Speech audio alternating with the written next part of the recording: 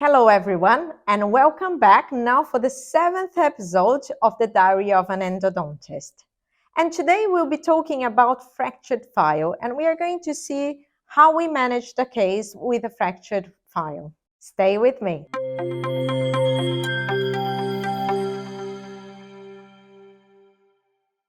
So this patient was referred to me with a fractured file on the apical third of the mesiobuccal root. As you can see, there is a very large periradicular radiolucency involving both roots and also the furcation. The cervical bone area here on mesial and distal is not as bad, but you can see the whole area in between roots. The distal canal is partially untreated. I don't know if there is a dressing inside. It looks like there is a dressing. And I can tell that there is, based on the configuration of the root, I can tell that there is probably an untreated canal. So we took a CBCT, and as you can see, it's confirmed to have an untreated mesiolingual canal. The distal canal, there is something inside, like partially, like a dressing. The radiolucency on furcation, the axial view, you can see that is quite large. And you can still see the cortical bone, but not as much. The radiolucency here quite wide, confirming, and also the untreated mesiolingual confirming here. This is where the fractured file is. It's very apically. And there are some ways, as long as this tooth is not cracked, there are some ways that we can treat this tooth. The first thing we are going to offer to the patient is the retreatment. If the patient is happy to have that investigated through, we'll then do an access cavity under magnification, ideally the microscope, and we'll investigate the situation of the internal part of this crown. If the tooth is fractured, if there is any decay under the margin of the crown, although this crown was already a defective crown and the suggestion was a new crown. I wanted to see if there was any crack. So exploring that with the microscope, and as long as we cannot see any crack traveling vertically into the root, then we can propose the treatment.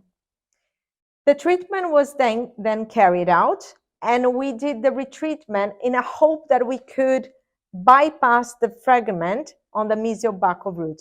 I was not expecting to retrieve that fragment, but I was expecting to bypass at least.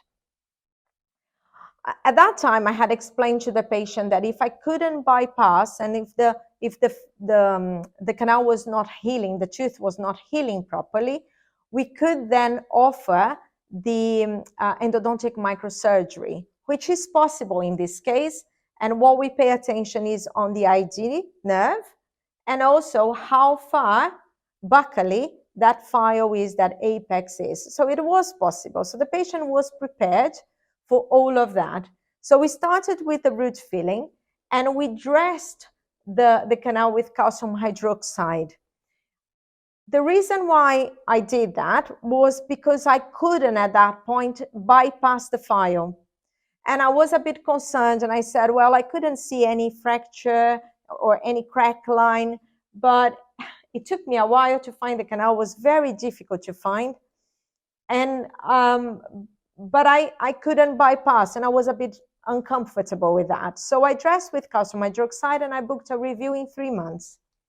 The patient came back and I could tell that even then I couldn't bypass the file. And as you remember here, the canals were not joined apically. It was healing really well. So I then offered to the patient, tooth was completely fine. There was no swelling anymore. There was no pain. There was no fistula, nothing. The tooth was back into function. The patient was very pleased. So I then offered to complete the root filling, and that's what I did. At that time, we always try, is the second time lucky. So I tried to bypass and I managed to bypass at that time. And I was very pleased because the sealer went through as well. If I haven't bypassed it, I would have stayed a bit like in doubt whether that infection would heal in full. However, I tend to believe that if the infection started to heal, it's because there is no presence of bacteria anymore. Otherwise, the body doesn't allow that to heal. And if it was healing, we were in the right direction. But anyway, I was happier this time because I managed to bypass. The patient came back after 1 year and I could see the review, and I was very pleased with the review, checking the lamina dura now all forming in this area.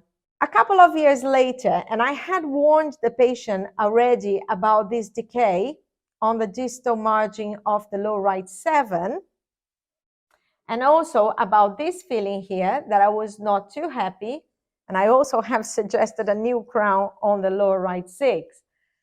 She hasn't done anything, and then a couple of years later, well, she had a crown done yeah, in fact, she had it replaced. She had a crown done, but it took it too long for her to do that, and also the feeling here. And because of that decay being for so long, that was the necrosis of the nerve, and then the periradicular radiolucency in that tooth as well. The good news for me is that I could take a scan and I could confirm the healing on the 6th, that I knew already that was happening. But when we see with the CBCTs, it's so much better. As you can see here, the treatments were done in all of the canals, and the lamina dura is already under the mesiobuccal root, just a tiny bit there, but everything is back into function, comfortable with the lamina dura all the way around that. And if you remember, the pre-op X-ray was huge, large radiolucency, and now very clear the lamina dura around of those 2 roots.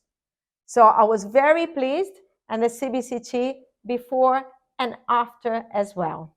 Now it's time to treat the 7, and hopefully we'll have the same success.